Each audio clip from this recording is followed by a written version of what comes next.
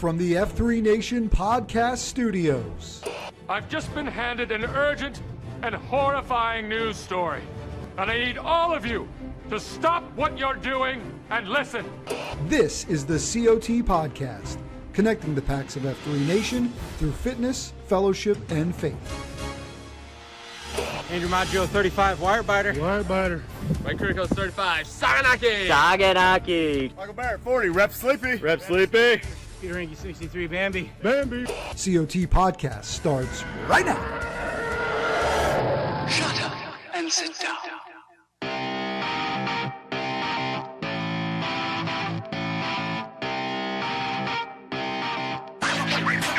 Welcome back to the Circle of Trust podcast. We are gearing up for an amazing weekend. I'm about to head out of here to start a baseball tournament. Big Easy, we got Big Easy in here with me. He's going to talk about South Dakota and the growth that they're kind of going from a 0 to 1 experience. And I can't wait to dig into those details. News of the nation. I just learned the GoRuck code. There is no GoRuck code in July. They have something called Christmas in July. It's a big sale, big event. So we don't publish a discount code for that time period, because I believe maybe the discount comes in the form of their Christmas in July. And so it's not like a double discount kind of thing, I guess is how it works. So don't expect one. State of the Nation, that'll be July 22nd, 6 p.m. Mountain Time. Again, I don't know what time that affects you, but I know it's 6 p.m. Mountain Time. And lastly, from the desk of Gopher, there's a new initiative called Afterburner. Right? Maybe it's not new. There's an initiative, Afterburner, that's coming out. I believe the first call is July 14th. We certainly want to create a space for regional LDPs to accelerate and check into that for more information. And that is all from the News of the Nation standpoint for now. So if that's why you tuned in, you can click on out of here. But if you're going to stick around for just a second, real excited to talk to Big Easy, find out who he is, where he got his name for just a second. And then let's talk about the growth of South Dakota, F3 South Dakota. Big Easy, can you introduce yourself and kind of tell us how you got involved in F3 and where you are now? Absolutely. My name is Jeremy Crozet. They call me Big Easy. I'm 49. Listen, I fell into this thing. I was part of a Bible study. One of my guys decided, hey, we're going to start this group. You need to come join us. And I dragged my feet for a couple of months. They guys started. I drug my feet, came in, got injured right away, had to take a few months out, didn't even know what I was missing out on. And they were cooking. I mean, they were going. And we'll talk about that here in a second. But yeah, it was a thing. So I finally got in. I'm a recovering alcoholic. So I needed something, and these men knew it. And they figured it'd be a good fit. So we got into it big time here this spring for me. Even though I had been posting here and there reluctantly, it was a thing. So getting back to South Dakota. So we had co-Nantans decide to do this. We had two guys come from out of state and relocated here. And after some hemming and hawing, a lot of praying, they drug their feet a little bit too. We had a guy come up from Topeka, Kansas. His name is Mudflat. And he essentially EH'd these guys into this. This is the way I'm going to tell it anyway. They can chastise me later if it ain't right, but it's pretty close. So he brought these. Never let the truth get in the way of a good story is our motto. Right? So you just keep rolling. Right. You just keep rolling. There's some terminology around that I forget, but I know what you're talking about. So anyway, these guys got it going. So Al Davis, ACDC, those are our co-Nantans that started out Sioux Falls Nation. They brought in Rev, and then they just started growing. And there's a few other guys that have been involved in that. Mudflap just visiting up for some car races that day, and we started Sioux Falls, South Dakota. We started out in what's called the Teapot. It's a little town outside of Sioux Falls called T, where I live. And a couple of guys, just big vision, wanted to build this thing. So we started. Then winter came. And for those of us that live in the North Country, especially in the Dakotas, winter is an equalizer for everyone. It's cold, it's windy, it's nasty. These guys were still out getting it done in 19 below before wind chill. Okay, so they are hardcore OGs, and we love them. Spring hit this year, and we just exploded. We started adding guys by the 5s and 10s each month. Last month, we had 31 new people posted. We had a few 2.0s in there come and join us too, but we had some huge growth. So we're up to 90 total packs that have posted at different times, 30 regulars. and we're just growing. We're already starting to plan our next AO. We were just talking about today. We're getting some black ops on the other side of Sioux Falls, and we are busting at the seams, trying to get them in, headlock them in, bring them out, and experience what F3 can do in their lives. Because for me, it has 100% changed the way I look at things in every way, shape, or form from a leadership perspective, and I do lead in my personal life. So there's the down and dirty about South Dakota. I love it. I want to dig into a couple of details you said, and with your permission. You talked about being an alcoholic. Tell me, I don't certainly want to know all your details, but the timeline of that, and then kind of your journey through that and how you got out of that. My life's an open book, so I'm glad you asked, and I'm happy to tell this story because I've told it on stage before. So my dad, very highly decorated officer in the Air Force. Unfortunately, when he retired, he went through some things, and alcohol took his life. Okay. I was a heavy drinker myself. Lost dad at an early age, about 15 years ago. And unfortunately, I went down into my own thought process. I know we use the term sad clown syndrome. Man, I was putting on that costume every day. It was bad. And I didn't know how to get out of it. So I kept drinking. I just kept falling into this addiction thing, right?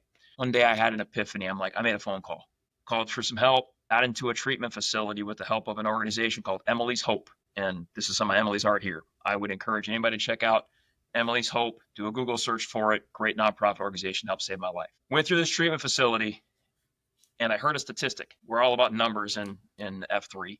85% of people who go through treatment will go back. 85% of people who go through treatment will go back. That means it doesn't take the first time. I was not going to be that statistic. So I started learning the tools and the things I needed to get sober and stay sober.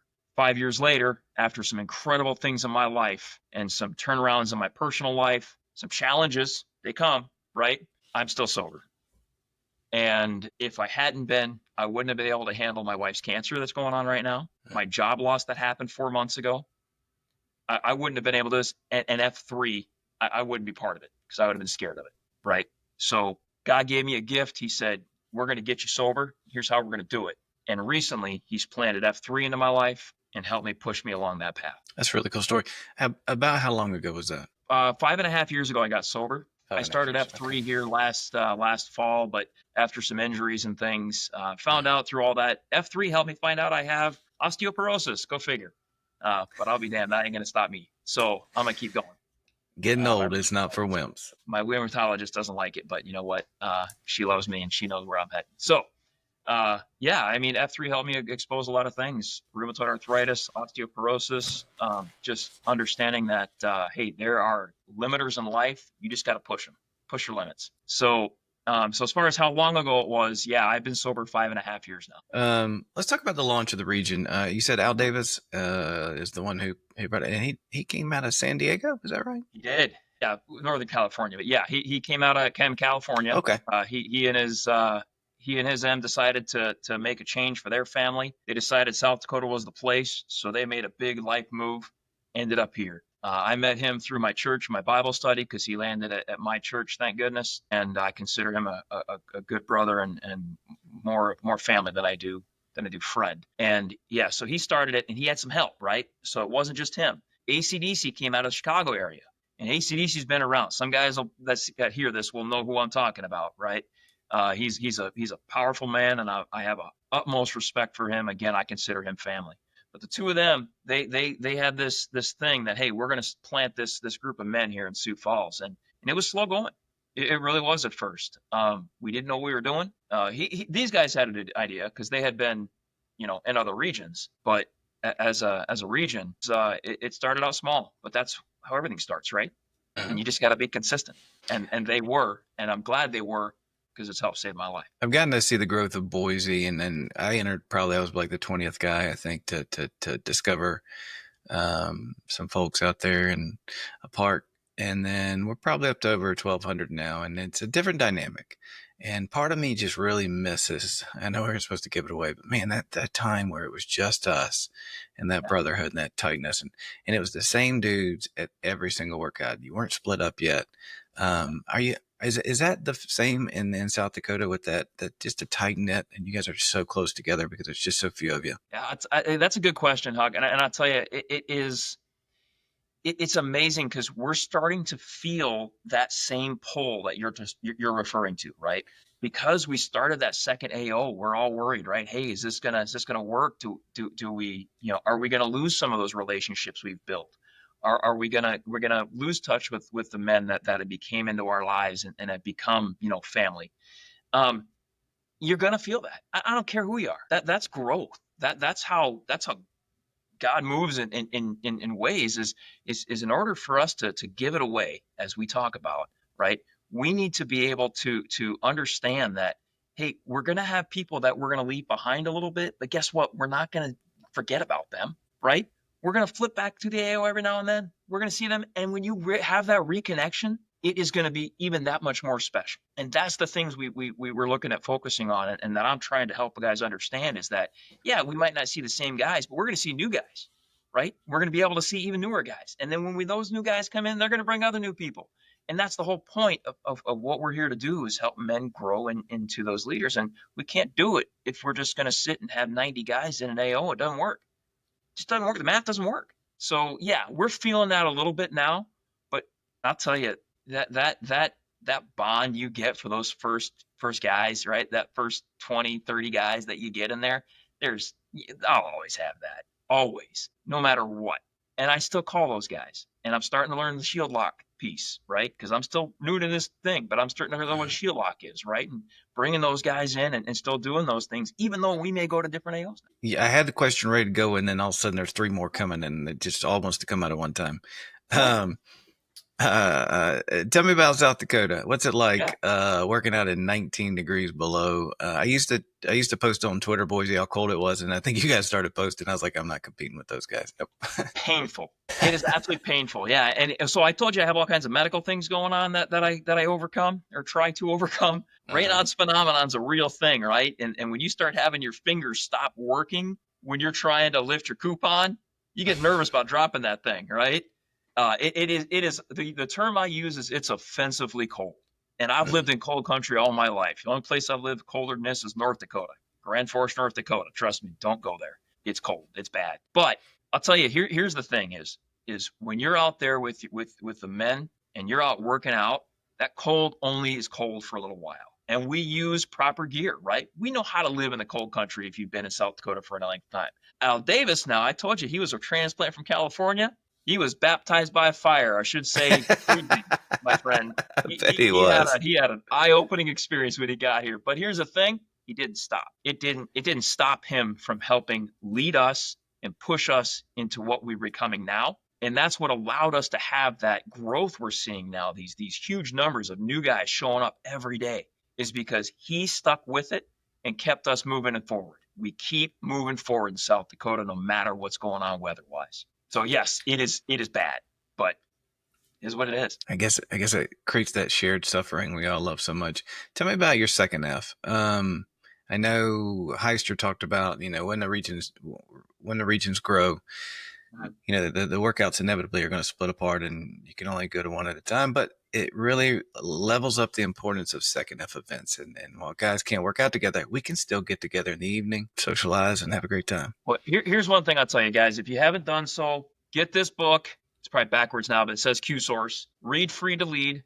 Dredd and OBT did a great job of these books. So, and I'm not trying to plug these. I'm not getting paid for this. No, feel free. We get a commission. I appreciate it. I'm not, but if you can benefit.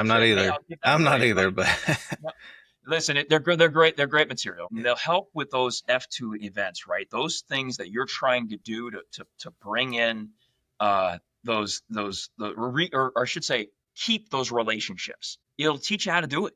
They'll show you what to do and what's important. But the biggest thing is just staying in communication. We live in an age where if you're not communicating or staying in communication with people, you're doing something wrong. I'm sorry, you're just not being intentional about it. I send text messages to my guys all the time, even the ones that aren't doing it. It's no different than EHing somebody when he doesn't show up, right? You're just doing it a little more intentionally between the AOs. So that second F is big. But here's the other thing that's going to happen too. Like there's Al Davis just pinging me right now. Here's the other thing that's going to happen with F2 too, is you got to start getting into those other events. Tomorrow I'm hosting 4th of July at my house, right? And that's a big thing because, like you said, my wife's going through a cancer thing right now, and she's willing to let me do this. It's huge. But they're coming over. I got men from my group coming over from our packs, and then later in the month we're having a bigger event for the entire packs over at the park here in T, and we're going to have everybody in. And we've all gone to do things to keep that F2 still important. Just from a B down perspective, we'll actually close down an AO, and we'll just all congregate at either the new or the old one, and we'll just run that way. We've done that a couple of times so far, and so we're still working on finding ways to keep that F2 going, keep that fellowship happening. But the thing is you got to work at it, and if you're not willing to work at it, then you need to have a conversation with that man next to you in the gloom, because he's going to help teach you how to work at it. And if you guys don't know it, go find the Q that day. He'll help you. There are men out there that'll help you and back you up and get your 6 when you need it. And that's something I've learned real hard in this last 6-8 months of my life. What's your hope for F3 South Dakota in the next 6 months or the next year? How many more men can we reach, and how many organizations outside of F3 we can help? So one of the things about F3 Sioux Falls is we are all about providing support in our community. We have guys that go volunteer at soup kitchens. We have guys that are out there helping with fun runs and 5Ks because they're fundraisers for good things. One of my organizations that I talked about just a moment ago, Emily's Hope, my guys came out and supported that on behalf of me because I believe in that organization. Now they get to learn about it too, right? We're trying to sync up with another organization called ResGen. ResGen is a Christian organization that's designed to help bring men closer to God. And that may not be the right way to say it, but that's the way I feel it about it. And I think the organization of ResGen, they have a summit every year. Next year, we got Tim Tebow coming to speak to us, along with John C. Maxwell as well. So we got some big hitters coming into Sioux Falls to minister to men and talk about how we can be better men in our homes, in our lives, and elsewhere. And that's what F3 is doing here in Sioux Falls. Is we're going to support organizations like that align with our values and our hopes here in South Dakota. So that's what F3 Sioux Falls has in store. We just want to get bigger. We want to reach more men, make more men better in every aspect of their life. Just looking up the map and seeing where you guys are located. Yeah, east side of the state. Nice. So what advice would you give for guys that are thinking about launching an F3 in their state or their neighborhood? You guys are still fresh. What kind of things you wish you would have known? I'm probably not even the guy to answer that question, but I'll tell you my thoughts on it. I love it. Start. You just begin. Okay. I use the term when I lead is how do you eat an elephant? So Huck, how do you eat an elephant? One bite at a time. One bite at a time. But you got to start eating that first bite, right? Even if it's a toenail, I don't care, right? Go have that first bite and start. And here's the thing. What's holding you back? I guarantee you it's an excuse. It's a delay or something that's in your own head that you might not be. You might just need to just get over yourself a little bit. I'm about as humble as it comes, right? I'm all about helping the next man in line. But I will tell you, just start. Just begin. Even if you get it wrong, you're going to get it wrong. Here's the thing. You will fail. I guarantee it. But you get yourself up, you dust yourself off, and you keep moving forward. You will hear me in the gloom in the teapot where we're at in our AO. You'll hear me most mornings. Keep moving forward. I don't care how slow you're moving. Keep moving forward. Ask the men in my packs. They'll tell you the same thing. You'll hear Big Easy screaming at them. Keep moving forward. And here's the thing. Most of the time, I'm the one in the back, and I'm yelling at myself, not even the packs. To keep moving forward, right? But it's a thing. So start somewhere and keep moving forward. Don't give up. Just start. I love that. How is F3 Nation from a kind of like a structure standpoint? I know we're kind of a bit of a leaderless organization that creates a little bit more chaos. But how does the nation support guys like you out there? I don't know. How do we do it? That's a good question. And honestly, I'm relatively new to this. You know, you and I just connected here a couple of weeks ago, and what I realized when I got into that F3 Nation Slack channel. Man, there's men out there that are hungry and there's help, right? You just got to look for it. So like in your last email you sent out over Father's Day, to think that's how I found F3 Nation on Slack as the national side.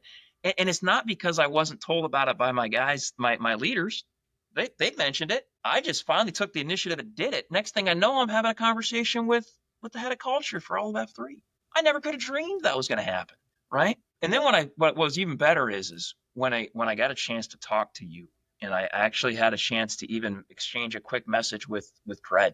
He pinged me back on something that I'd sent him. And when I started realizing these are guys, they just put their pants on one leg at a time like I do.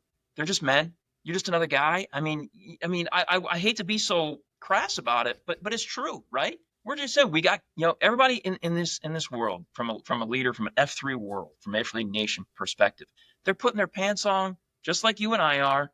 They have the same problems with their kids. They have the same problem with their schedules. They have the same troubles with their M's. I shouldn't say troubles. I should say their own issues that their M's just tend to highlight at times that they need to correct. Been married almost 27 years. I know better.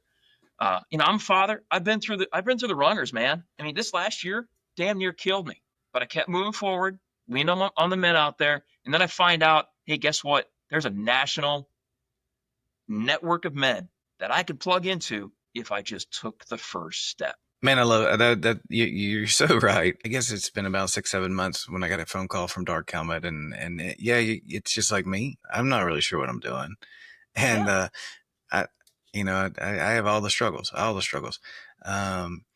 And so you nailed that. And so when guys say something like you just said, I'm like, yeah, thank you for keeping me humble. Yep, I'm just another guy out here with F3 trying to make the world a better place, and we're all in this together, and I love it. Yep. Brad, yeah, he's so personable, and you would think he's this guy you can't talk to, but yeah, reach out to him. He'll talk to you. Right. He's going to tell you he's going to tell you something. Yeah. I know that. Right, right. Yeah. He'll tell you straight. Military men will do that. My dad was in 30 years. He would tell it straight. I'll tell you what, sometimes straight is what we need to hear as men. And that's another thing that F3 will do for you. If you're intentional about it, and you get into it with the men in the gloom, and they're not telling it to you straight, guess who needs to step up and do it right? The guy looking in the mirror. You need to tell him straight, and don't be I don't want to swear here. I'm still working on that. Nope, I know which direction you're heading. I'm working on that too. Right? Yeah. Break the news in a vein, but break the news, right? You need to tell him, because if he doesn't understand what's going on in your world, he needs to hear it from someone. Okay? You need to hear it from someone sometimes. And I've got men in my packs and my guys that will do that for me and have done that for me. I'm a better man.